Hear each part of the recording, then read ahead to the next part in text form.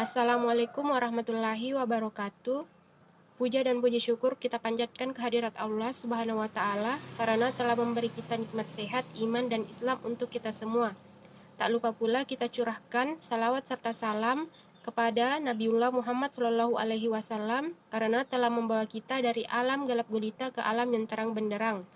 Baik, kami dari kelompok 4 akan mempresentasikan pembahasan dari makalah kami dari mata kuliah Desain Web Dakwah yang berjudul Blog sebagai Media Dakwah dalam Islam Multikultural atau Moderasi Beragama. Adapun dosen pengampu dari mata kuliah ini yaitu Bapak Afidatul Asmar MSOS.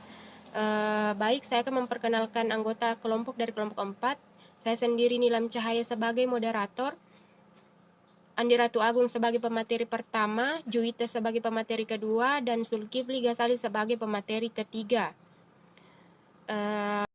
Pada materi kali ini, kami dari kelompok 4 menyajikan 4 pembahasan. Yang pertama itu tata cara pembuatan blog, yang kedua moderasi beragama dalam Islam multikultural, yang ketiga moderasi berdakwah, dan yang keempat bagaimana blog itu dijadikan sebagai media dakwah. Baik, untuk mempersingkat waktu langsung saja kita ke pembahasan. Kepada pemateri pertama, saya persilahkan. Assalamualaikum warahmatullahi wabarakatuh. Terima kasih kepada moderator telah memberikan kepada saya kesempatan untuk memaparkan materi pertama, yaitu pengertian blog. Nah, blog di sini seperti halnya sebuah buku harian atau catatan. Hanya saja kita menuliskannya secara online. Untuk bisa menggunakan blog, kita harus melakukan registrasi terlebih dahulu. Tentunya blog tidak hanya dijadikan sebagai sumber catatan, tetapi sudah menjadi suatu media yang multifungsi. Blog adalah catatan harian atau jurnal pribadi di internet yang bisa diakses siapa saja. Nah, tata cara pembuatan blog. Ada dua wadah atau dua tempat yang bisa kita gunakan untuk membuat blog, yakni Blogspot dan WordPress. Adapun caranya itu yang pertama kita di Blogspot dulu ya. Buka link yang tertera di PowerPoint ini dan klik Creator Your Blog. Nah, selanjutnya lakukan login menggunakan akun Google yang kamu punya. Selanjutnya isilah nama blog, URL blog, dan juga memilih template desain untuk blog kamu nantinya. Nah, ingat teman-teman, untuk alamat pastikan belum pernah dipakai oleh orang lain ya. Setelah semuanya selesai, kamu klik Creator Blog. Selanjutnya sampai tahap ini, blog kamu sudah berhasil dapat dengan alamat URL yang sudah dipilih sebelumnya. Untuk postingan pertama kali, kamu tinggal klik New Post. Selanjutnya tinggal diisi judul postingan dan isinya, lalu klik Publish. Kedua yaitu cara membuat blog dengan WordPress. Sama dengan Blogspot tadi, klik link yang tertera di PowerPoint dan klik Start Your Website.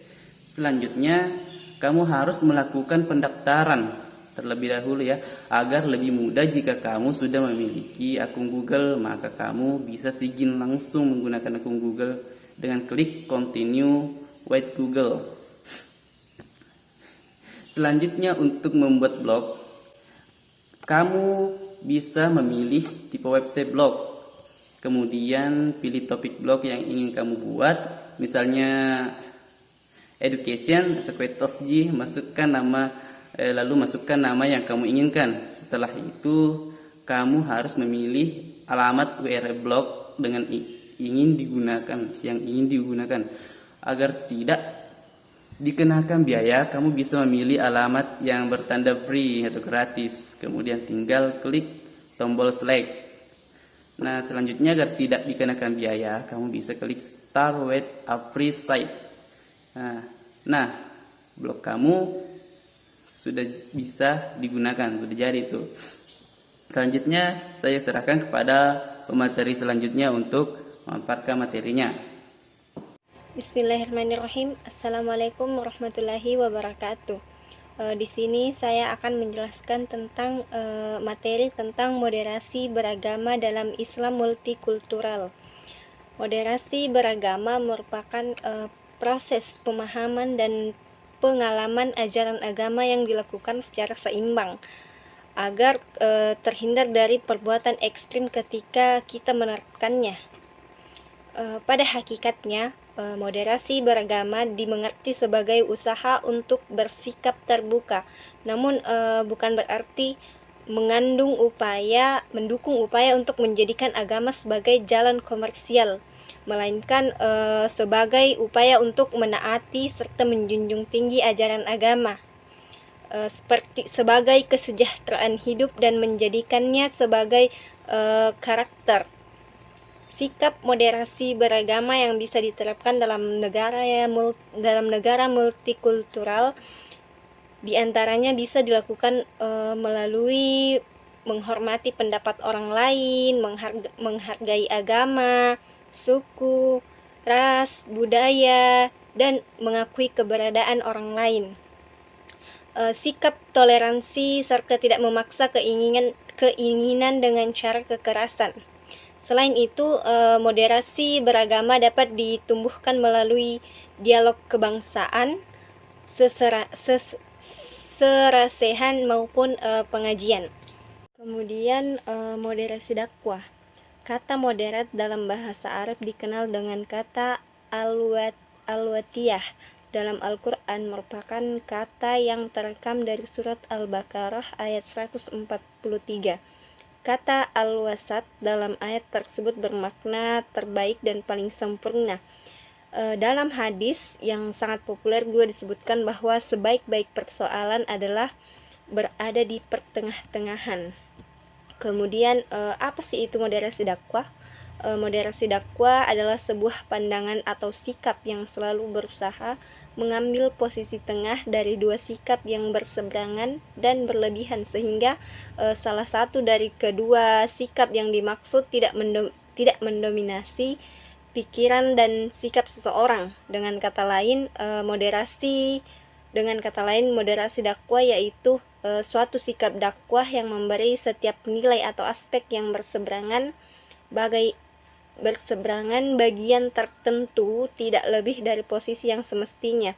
Kemudian tidak menghakimi, memanusiakan dan memuliakan manusia serta rukun damai dalam keberagamaan. Cukup sekian dari saya. Assalamualaikum warahmatullahi wabarakatuh. Baiklah, saya akan melanjutkan materi dari teman saya yaitu blog sebagai media dakwah. Pada zaman sekarang, blog tidak hanya digunakan sebagai sumber catatan harian atau artikel pengetahuan, tetapi sudah menjadi suatu media multifungsi. Dengan blog, kita bisa membuat bisnis online, situs download, media streaming, dan berdakwah. Jika kita ingin mempublikasikan dakwah kita ke website milik orang lain dengan tidak berlama-lama, kita langsung kirim tulisan disertai dengan biodata kita